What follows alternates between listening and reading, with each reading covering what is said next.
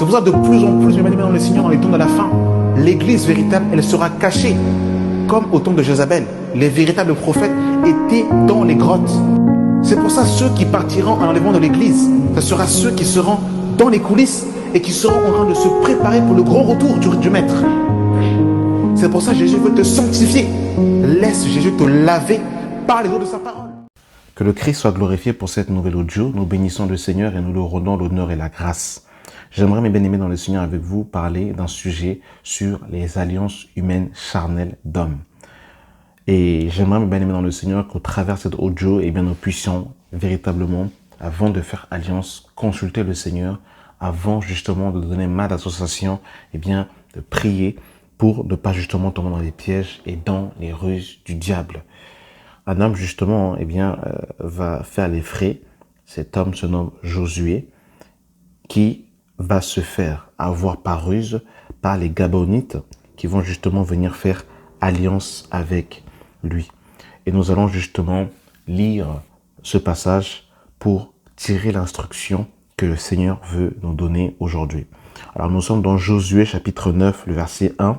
Il est écrit: à la nouvelle de ces choses, tous les rois qui étaient en deçà du Jourdain, dans la montagne et dans la vallée, et sur toute la côte de la Grande Mer, jusqu'auprès du Liban, les Hétiens, les Amoréens, les Cananéens, les Éviens, les Éviens et les Jébusiens s'unirent ensemble d'un commun accord pour combattre contre Josué et contre Israël. Les habitants de Gabaon, de leur côté, lorsqu'ils apprirent de quelle manière Josué avait traité Jéricho et Haï, eurent recours à la ruse et se mirent en route avec des provisions de voyage. Ils prirent de vieux sacs pour leurs ânes, de vieilles outres à vin déchirées et recousues. Ils portèrent à leurs pieds de vieux souliers raccommodés et sur eux de vieux vêtements. Et tout le pain qu'ils avaient pour nourrir était sec et en miettes. Donc on voit ici que les Gabonites vont clairement user de ruse pour justement surprendre Josué, pour faire alliance avec lui, afin de le piéger, pour ne pas que Josué se rende compte de la supercherie que les Gabonites étaient en train justement de faire à son égard. Verset 6, ils allèrent auprès de Josué au camp de Gilgal et ils lui dirent: ainsi jusqu'à tout ce qu'Israël, nous venons d'un pays éloigné. Et maintenant, faites alliance avec nous. Et maintenant, faites alliance avec nous. Les hommes d'Israël répondirent à ceux des Éviens: peut-être que vous habitez au milieu de nous, et comment ferions-nous alliance avec vous? Ils dirent à Josué: nous sommes tes serviteurs. Et Josué leur dit: qui êtes-vous et d'où venez-vous? Ils lui répondirent: tes serviteurs viennent d'un pays très éloigné sur le renom de l'Éternel, ton Dieu, car nous avons entendu parler de lui, de tout ce qu'il a fait en Égypte et de la manière dont il a traité les deux rois des Amoréens, au-delà du Jourdain, Sihon, roi des Hesdons, et Og, roi de Bassan, qui était à Ashtaroth. Et nos anciens et tous les habitants de notre pays nous ont dit: prenez avec vous des provisions pour le voyage, allez au-devant d'eux et vous leur direz: nous sommes vos serviteurs et maintenant faites alliance avec nous. Donc ils ont clairement usé de ruse. Ils avaient l'apparence de la piété, leur pain était sec, leurs chaussures étaient raccommodées, donc ils avaient vraiment une apparence en tout cas de la piété. C'est ce que nous voyons aujourd'hui, où beaucoup de personnes des fois veulent s'unir pour faire l'œuvre du Seigneur, avec une belle apparence de la piété, des bobos, et surtout ce qui est très intéressant ici, c'est qu'ils vont dire que nous avons entendu parler de ton Dieu, car nous avons entendu parler de lui et de tout ce qu'il a fait en Égypte. Donc là, c'est une manière un peu de rendre gloire au Dieu d'Abraham, d'Isaac et de Jacob, en disant ici, nous avons entendu ce qu'il a fait, les prodiges, les miracles qu'il a fait. Donc c'était une manière de séduire, de mettre de la poudre aux yeux à Josué, pour que Josué, justement, ne puisse pas, ouvrir les yeux pour se rendre compte de la supercherie dans le piège que les Gabonites étaient en train de lui dresser. Nous sommes au verset 12. Voici notre pain. Il était encore chaud quand nous en avons fait provision dans nos maisons, le jour où nous sommes partis pour venir vers vous. Et maintenant, il est sec et en miettes. Ces outres à vin que nous avons remplies, toutes neuves, voilà déchirées.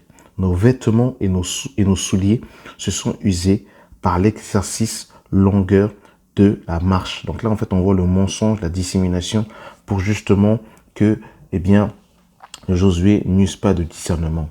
Les hommes d'Israël prirent de leurs provisions et ils ne consultaient point l'Éternel.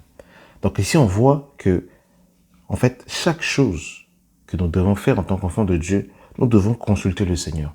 Et ça, c'est très important en tant qu'enfant de Dieu, pour ne pas tomber dans des alliances charnelles, pour ne pas s'unir, s'allier avec des personnes sans consulter le Seigneur, sans prier. Et on va voir par la suite que le Seigneur, avant de choisir ses disciples, il a passé toute la nuit à prier. Et là, ici, on voit que Josué, malheureusement, et les enfants d'Israël n'ont pas consulté le Seigneur. Et ils vont prendre justement, eh bien, leur pain. On voit que la nourriture dans la Bible a une place très prépondérante. On voit que, eh bien, le péché est rentré dans le monde sur la base, eh bien, de la nourriture. On voit encore que Ésaü a vendu son droit d'aînesse sous couvert de la nourriture. Le Seigneur a été livré également, eh bien, autour d'un repas. On voit vraiment que le repas a une place prépondérante dans les Écritures. Et là, ici, ils vont prendre justement, eh bien, de leur nourriture, de leur provision. Et la Bible nous dit que les hommes d'Israël prirent de leur provision et ils ne consultèrent point l'Éternel. C'est pour ça que la Bible dit que si quelqu'un se nomme frère et qu'il est impudique, de ne même pas manger avec un tel homme. Parce que le fait de manger avec quelqu'un, on voit qu'il y a vraiment en fait quelque chose de profond lorsqu'il bien en fait on va dans l'aspect de manger avec une personne. Verset 15. Josué fit la paix avec eux et conclut une alliance par laquelle il devait leur laisser la vie et les chefs de l'assemblée le leur jurèrent.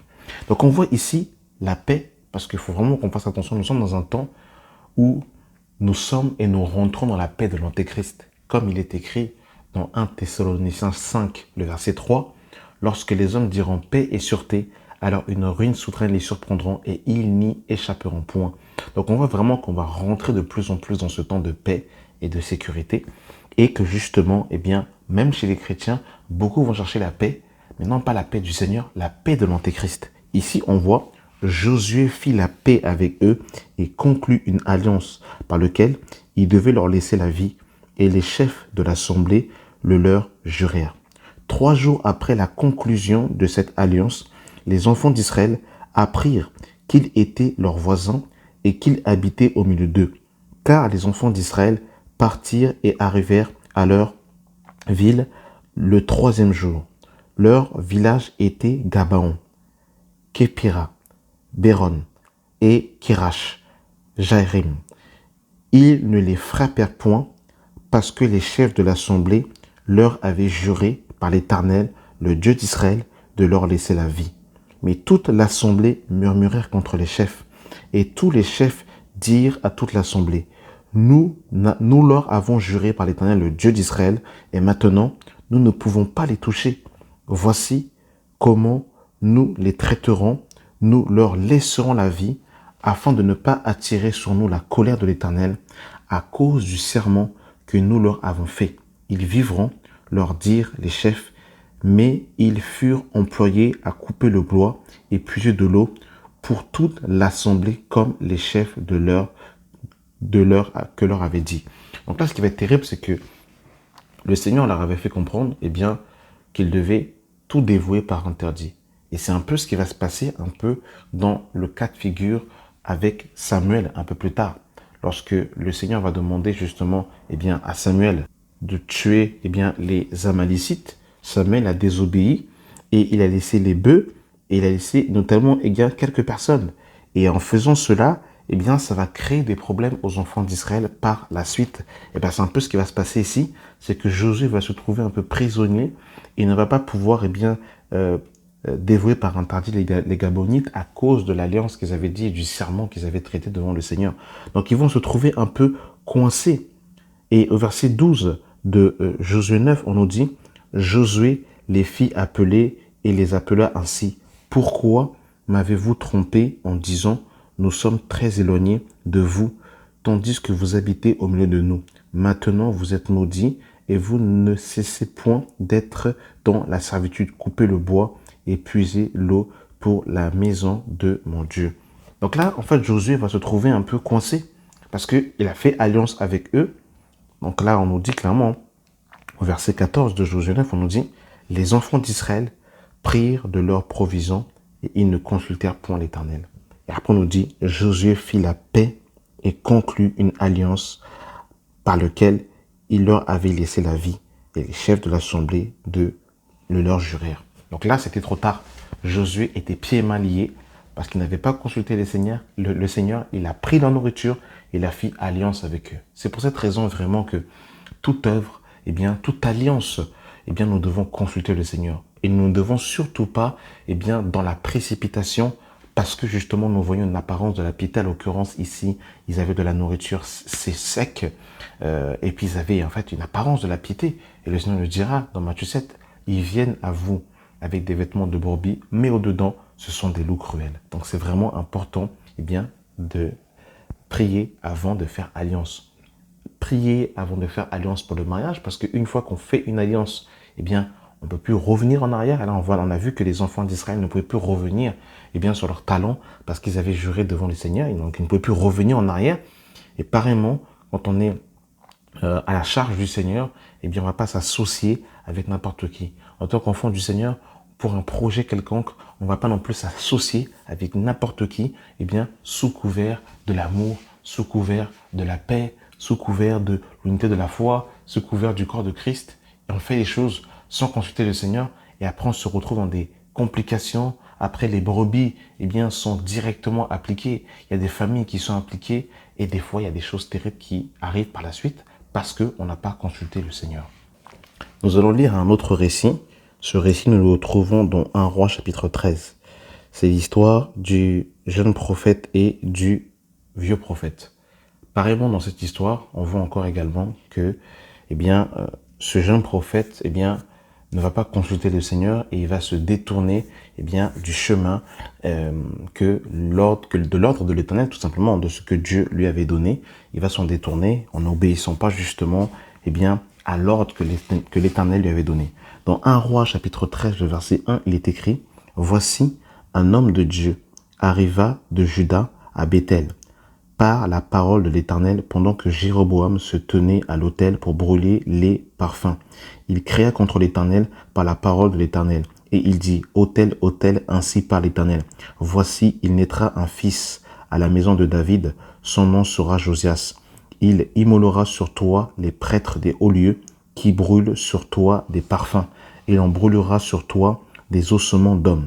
Et le même jour, il donna un signe en disant, c'est ici le signe que l'Éternel a parlé. Voici l'autel se fondra et la cendre qui est dessus sera répandue.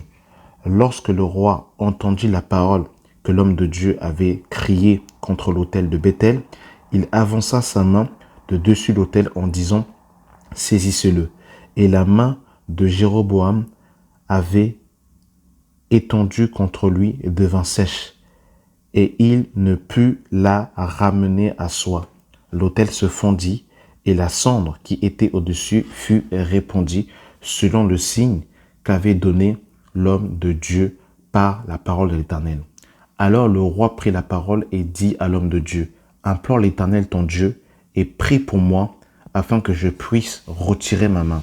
L'homme de Dieu implora l'Éternel et le roi put retirer sa main qui fut comme auparavant.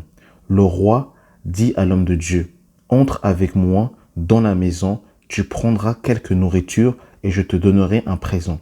L'homme de Dieu dit au roi, quand tu me présenteras la moitié de ta maison, je n'entrerai pas avec toi. Je ne mangerai point de pain et je ne boirai point de l'eau dans ce lieu-ci, car cet ordre m'a été donné par la parole de l'Éternel. Tu ne mangeras point de pain et tu ne boiras point d'eau, et tu ne prendras point de ton retour le chemin lequel sera allé. Et il s'en alla par un autre chemin.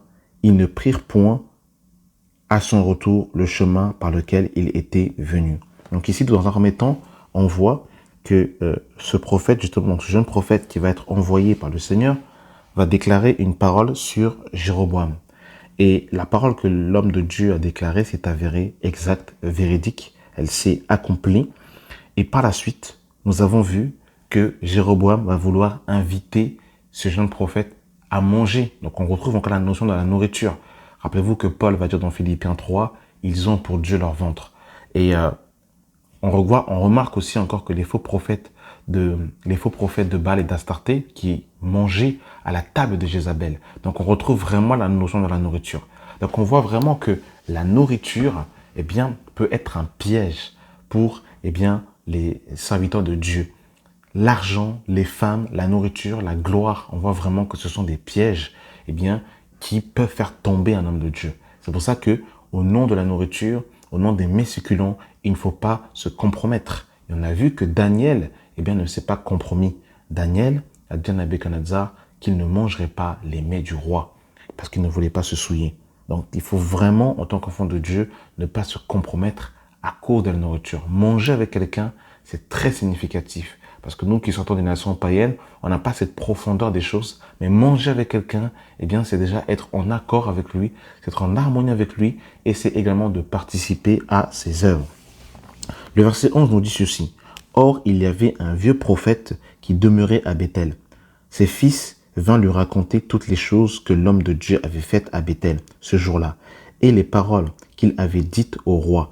Lorsqu'ils eurent fait le récit de leur père à leur père, il leur dit, par quel chemin s'en est-il allé? Ses fils avaient vu par quel chemin s'en était allé l'homme de Dieu qui était venu de Juda. Et il dit à ses fils, scellez-moi l'âne. Ils lui scellèrent l'âne, ils montèrent dessus. Il alla auprès de l'homme de Dieu et il le trouva assis sous un prêtré-binthe. Ils lui dirent, es-tu l'homme de Dieu qui est venu à Béthel? Il répondit, je le suis. Alors il lui dit, viens avec moi à la maison et tu prendras quelque nourriture. Vous avez vu encore la nourriture. La nourriture. On a vu également que la nourriture avait fait, eh bien, a eu une place prépondérante dans Josué chapitre 9. Que le Seigneur nous garde de la nourriture. Mais ils lui répondirent, je ne puis ni retourner avec toi, ni entrer chez toi. Je ne mangerai point de pain et je ne boirai point d'eau avec toi dans ce lieu, car il m'a été dit par la parole de l'Éternel, tu n'y mangeras point de pain et tu n'y boiras point d'eau. Tu ne prendras pas à ton retour le chemin par lequel tu es allé. Et il lui dit, moi aussi je suis prophète comme toi. Et un ange m'a parlé de la part de l'Éternel et m'a dit, ramène-le avec toi dans ta maison et qu'il mange du pain et boive de l'eau. Il lui montait. Donc ici on voit qu'il va user de ruse encore ici, comme on a vu dans Josué chapitre 9. Il va dire, moi aussi je suis un prophète comme toi. Et qu'est-ce qu'il va dire par la suite? Il va dire, un ange du Seigneur m'est apparu. Et c'est très intéressant parce que l'apôtre Paul va reprendre cette parole dans Galates chapitre 1. Dans Galates 1, le verset 6, il est écrit, « Je m'étonne que vous détournez si promptement de celui qui vous a appelé par la grâce de Christ pour passer à un autre évangile. » Non pas qu'il y ait un autre évangile, mais il y a des gens qui vous troublent et qui veulent renverser l'évangile de Christ. Écoutez le verset 8. « Mais quand même, un ange du ciel annoncerait un autre évangile. » Et c'est exactement ce qui s'est passé ici. Regardez ce qu'il va dire. Il va dire au verset 18, il lui dit, « Moi aussi je suis prophète comme toi, et un ange m'a parlé de la part de l'Éternel et m'a dit, ramène-le avec toi dans ta maison et qu'il mange du pain et boive de l'eau. » Il lui mentait. C'est ce que Paul va dire ici au verset 8. « Mais quand même un ange du ciel annoncerait un autre évangile que celui que nous avons annoncé, qu'il soit anathème. » Aujourd'hui, beaucoup se sont détournés parce que soi-disant des anges leur ont apparu. C'est un peu ce qui s'est passé avec Joseph Smith. Alors, Joseph Smith, qui est le fondateur, qui est le fondateur des Mormons, pareillement, il faut savoir que la doctrine, donc le fondement des Mormons est basé sur une vision que Joseph Smith aurait eue, où l'ange Moroni lui aurait apparu, et où par la suite, il aurait eu la révélation du livre des Mormons, et où le Père et le Fils lui auraient apparu en lui disant justement que toutes les assemblées étaient dans l'erreur et qu'il avait été élu pour justement montrer la voie aux soi-disant enfants de Dieu. C'est un ange pareillement qui lui est apparu. On voit également que pareillement, quand le prophète parlait, c'est soi-disant l'ange Gabriel qui lui serait apparu pour justement lui parler de l'islam. Pareillement aujourd'hui, il y a des personnes qui se font berner par des faux prédicateurs sur Internet qui justement, soi-disant des anges leur auraient donné des révélations qui vont au-delà des Écritures. Et ça, c'est vraiment très compliqué, vraiment que le Seigneur nous vienne en aide. Pareil, quand on regarde aussi l'histoire de Mario William Branham, il avait également un ange qui lui parlait et qui lui donnait des messages qu'il recevait, qu'il donnait par la suite.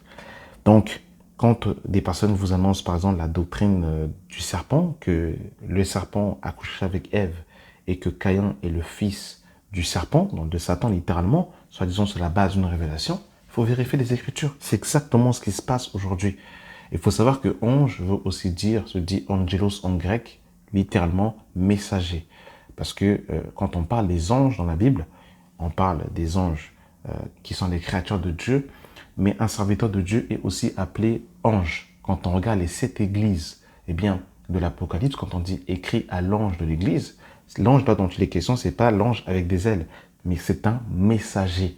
Donc quand on dit un ange, il faut savoir aussi que ce sont également des faux messagers, donc des faux anges qui viennent justement délivrer un message qui n'est pas du Seigneur. Donc vraiment que le Seigneur nous aide. Donc on va dire au verset 19, l'homme de Dieu retourna avec lui et il mangea du pain et but de l'eau dans sa maison.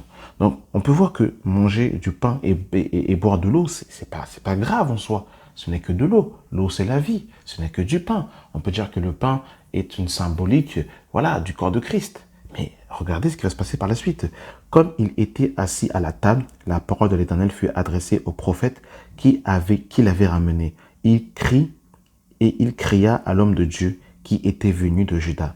Ainsi parle l'Éternel, parce que tu as été rebelle à l'ordre de l'Éternel et que tu n'as point observé le commandement que l'Éternel ton Dieu t'avait donné, parce que tu es retourné et que tu as mangé du pain et bu de l'eau dans le lieu dont il t'avait dit, tu n'y mangeras point de pain et tu n'y boiras point d'eau, ton cadavre n'entrera pas dans la sépulcre de tes pères. Et quand le prophète lui avait amené à manger du pain et qu'il eut bu de l'eau, il fêla l'âne pour lui. L'homme de Dieu s'en alla, il fut rencontré dans le chemin par un lion qui le tua. Son cadavre était étendu dans le chemin. L'âne resta près de lui et le lion se tint à côté du cadavre. Donc ici, on voit encore ici que,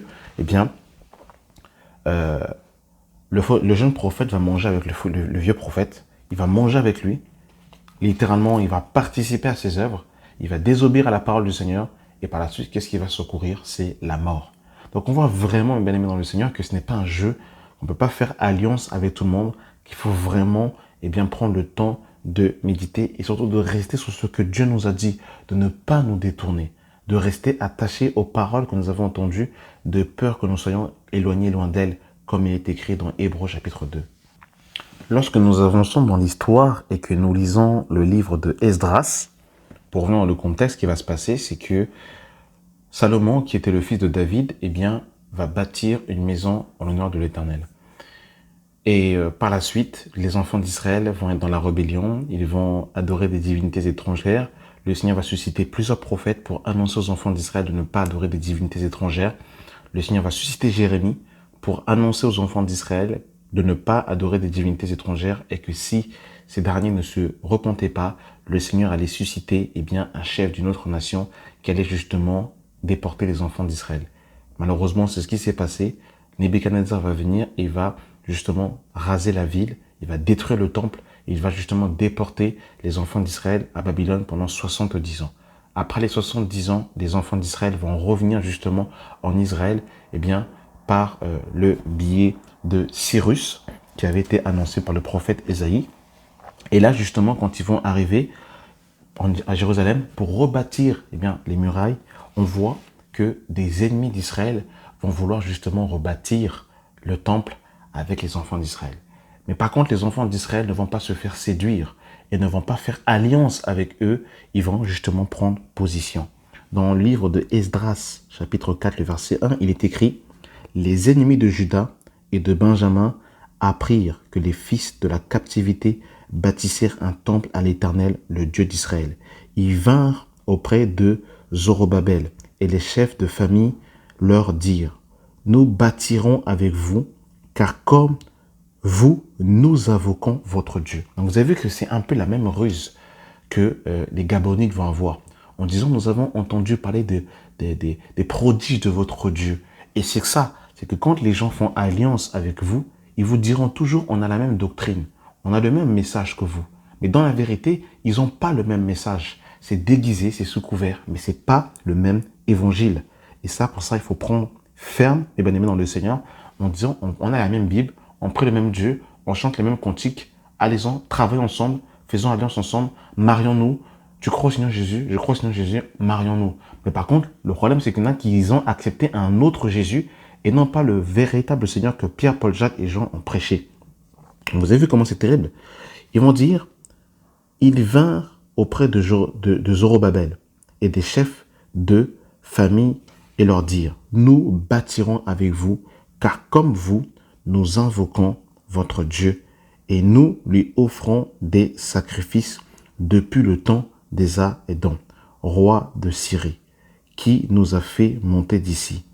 Écoutez le verset 3. Mais Zorobabel, Josué et les autres chefs de famille d'Israël leur répondirent, ce n'est pas à vous et à nous, ce n'est pas à vous et à nous de bâtir la maison de notre Dieu. Nous la bâtirons nous seuls à l'Éternel, le Dieu d'Israël, comme nous l'a ordonné le roi Cyrus, roi de Perse. Donc là, clairement, ils vont prendre position et ils ne vont pas tomber dans la flatterie, dans les alliances humaines. Ils ne vont pas faire des rondes, commencer à se mettre à genoux ensemble charnellement, mais ils vont véritablement discerner et diront que ce n'est pas à vous de bâtir la maison de l'Éternel. Donc on ne bâtit pas la muraille de l'Éternel avec n'importe qui. Ça, c'est clair et net. On ne bâtit pas avec n'importe qui.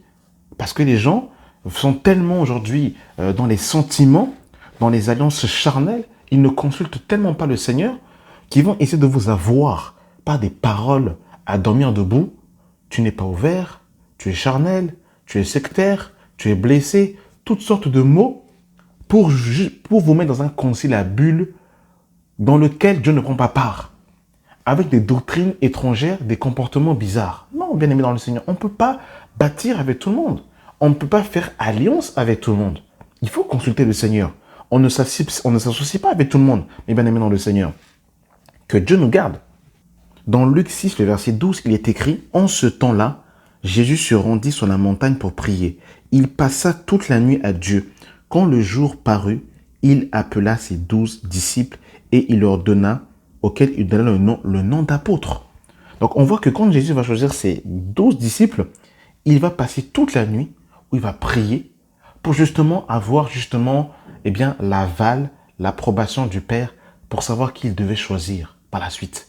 Il ne va pas choisir les gens à la volée, d'une manière charnelle. Non, il y aura un discernement, une prière, il va consulter le Seigneur, ce que Josué n'avait pas fait. Yeshua, lui, l'a fait, il a consulté le Seigneur avant justement de choisir ses 12. Aujourd'hui, il n'y a pas de prière. Aujourd'hui, on voit quelqu'un, il prend la guitare, il prend le piano, il prend le tam-tam, il parle en langue, il évangélise bien, c'est parti. Alors travaillons ensemble sous couvert de ville par ville ou d'unité de la foi. Non, mais bien aimé dans le Seigneur, c'est pas comme ça. C'est pas ainsi. Mais bien aimé dans le Seigneur, c'est pour ça qu'il faut revenir à la parole. Il faut revenir à la parole.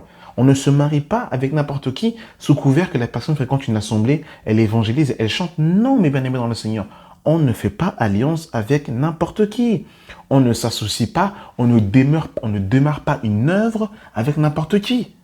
Il ne faut pas être fermé, il ne faut pas être sectaire, il faut être ouvert, mais l'ouverture est toujours sur la base, et bien aimé dans le Seigneur, du discernement et de la consultation du Seigneur. Et je vous invite même à faire cet exercice.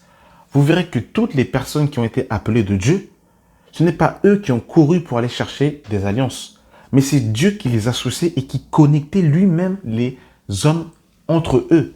On a vu que Moïse, par exemple, Moïse, ce n'est pas lui qui a couru vers Dieu. C'est Dieu qui est parti l'appeler lorsqu'il était en train de paître le troupeau de Jéthro. C'est Dieu qui l'a appelé. Et quand Dieu va appeler Moïse, c'est Dieu qui va appeler et qui va susciter Aaron pour que Aaron puisse travailler avec son frère Moïse. Et ce n'est pas Moïse qui va aller courir chercher Aaron, parce que pourtant c'était son frère. C'est Dieu qui a mis Aaron pour les associer ensemble. On le voit, mes bien-aimés dans le Seigneur. Quand Judas va mourir, les apôtres ne vont pas choisir, ne vont pas sélectionner charnellement, mes bien-aimés dans le Seigneur, celui qui devait remplacer Judas. Ils vont parler, ils vont dire, il faut qu'on choisisse une personne qui était témoin depuis le baptême de Jean jusqu'à la résurrection pour qu'on puisse choisir. Ils vont tirer au sort et le sort va tomber justement sur un homme que Dieu lui-même avait choisi. Mais ils ne vont pas eux-mêmes choisir charnellement. C'est Dieu qui connecte les gens. Dans Acte 13, quand la Bible dit « Mettez-moi à part Saul et Barnabas pour l'œuvre à laquelle je les ai appelés », ce n'est pas encore Paul et Barnabas qui eux-mêmes vont se dire « Allons travailler ensemble comme ça ». Non, c'est Dieu lui-même qui va dire qui va les choisir. Le problème aujourd'hui, c'est qu'on ne laisse plus Dieu connecter les gens, mais on veut se connecter soi-même. Donc c'est-à-dire, c'est comme si on fait comme Usa, on veut aider le Seigneur. Nous devons être ouverts d'esprit, bien évidemment, pour pouvoir être toujours justement, en paix avec les uns les autres. Mais pour la connexion, pour la main d'association, pour le travail, pour bâtir l'œuvre de Dieu, c'est Dieu qui connecte. Ça, c'est important. Parce que quand on va rentrer nous-mêmes dans les alliances, après, c'est des problèmes. On introduit des personnes qui introduisent des doctrines étrangères. Après, c'est trop tard. On ne peut plus reculer en arrière. Et il y a un épisode qui est très intéressant. C'est avec l'apôtre Paul. Quand l'apôtre Paul va rencontrer justement, les colonnes. Sur quelle base ils vont donner main d'association et travailler ensemble et bien-aimés dans le Seigneur. Donc, Galates 2, le verset 7, il est écrit « Au contraire, voyant que l'évangile m'avait été confié pour les incirconcis comme à Pierre pour les circoncis, car celui qui a fait de Pierre l'apôtre des circoncis a aussi fait de moi l'apôtre des païens. » Regardez là, par exemple, c'est très intéressant. Paul et Pierre, les deux étaient apôtres, mais les deux avaient un champ d'action totalement différent. Pierre était l'apôtre des circoncis et Paul l'apôtre des incirconcis. Ils auraient pu charnellement dire, mais tu as une grâce, j'ai la grâce, travaillons ensemble. Et dans la vérité, c'est pas parce qu'on est unis avec quelqu'un, qu'on est d'accord avec quelqu'un, qu'on va forcément travailler avec lui. Ça, il faut que les gens comprennent. Parce que le problème, c'est qu'aujourd'hui, on est tellement, on veut tellement, on n'est pas dans la maquette et dans l'arche, on n'a pas le plan du Seigneur. Et comme on n'est pas dans la vision du Seigneur, du Père Céleste, on veut associer tout le monde ensemble. C'est pas comme ça que ça se passe. Paul et Pierre, les deux étaient en paix, les deux avaient la même doctrine, mais les deux n'ont pas travaillé directement ensemble. Donc, il faut quand même consulter le Seigneur. Parce que là, Pierre et Paul auraient pu rester ensemble. On a la même doctrine, on pense la même chose. Tu as la grâce. Toi, quand tu passes ton ombre, ressuscite. Moi, quand on met les mouchoirs sur moi, les gens sont guéris. Restez ensemble. Comme ça, en fait, on va faire l'œuvre de Dieu. Mais ils seraient passés à côté de la mission du Seigneur. Parce qu'ils n'avaient pas ils avaient le même évangile, mais ils n'avaient pas la même mission. Ils n'avaient pas la même mission. Vous avez vu une bien-aimée dans le Seigneur? Et regardez, au verset 9, on nous dit, ayant reconnu la grâce qui m'avait été accordée, Jacques, Céphas et Jean, qui sont regardés comme des colonnes, me donnèrent à moi et à Barnabas la main d'association afin que nous allions, nous, vers les païens et eux vers les circoncis. Donc, on voit que Paul va dire qu'il ne va pas vouloir travailler ou courir en vain. Il va monter justement vers les colonnes de Jérusalem. Jacques, Pierre et Jean, pour leur présenter justement l'évangile qu'il avait reçu. Et ça, c'est le problème aujourd'hui. Il y en a qui ont reçu des visions, mais ils ne vont pas reconnaître ceux qui étaient là avant eux pour justement, checker la doctrine qu'ils ont reçue. Il y en a, ils ont reçu des visions, et comme ils ont reçu du Seigneur, hop, c'est moi et Dieu. Alors qu'ici, on voit que, ici, que Dieu nous aide. Paul va aller présenter ce qu'il avait reçu aux apôtres. Et les apôtres vont reconnaître la grâce qu'il avait reçue et vont le donner main d'association. Mais ce n'est pas sur la base des sentiments ici. C'est sur la base de ce qu'il avait reçu, des fruits, les bien-aimés dans le Seigneur, qui vont lui donner main d'association. Ils ne vont pas s'associer encore ici charnellement. Que Dieu nous aide, que Dieu nous sauve. Parce qu'aujourd'hui, nous sommes vraiment dans un temps où les gens s'associent sur la base de peace and love, sur la base de laissons la doctrine de côté, tu as Jésus, j'ai Jésus, aimons-nous, allons-y. Je ne dis pas ici que si on n'est pas d'accord avec un frère, qu'on ne peut pas être patient, ce n'est pas ce que je dis. Nous devons être patients, nous devons travailler pour l'unité de la foi, bien sûr. Mais ça doit toujours se faire sur le discernement du Seigneur et non sur la base des sentiments et non sur la base de la camaraderie. Et non sur la base de parce que je suis seul, il faut que je m'associe avec quelqu'un. Non, vaut mieux être seul que de s'associer avec des personnes qui ne prêchent pas le vrai évangile, dont la vie ne rend pas témoignage de l'évangile de Christ. Mes bien-aimés dans le Seigneur, que Dieu nous sauve. Parce qu'il faut bien comprendre, mes bien-aimés dans le Seigneur, dans les temps de la fin, que lorsqu'on nous parle de la quatrième bête, du quatrième royaume, quand on nous parle de sa constitution, on nous parle justement des alliances qu'il y aura dans cette quatrième bête. Dans Daniel 2, le verset 40, il est écrit « Il y aura un quatrième royaume fort comme du fer. De même que le fer brise et rompt tout, il brisera et rompera tout, comme le fer qui met tout en pièces. Et comme tu as vu les pieds et les orteils en partie en argile et en partie en potier et en partie en fer, ce royaume sera divisé.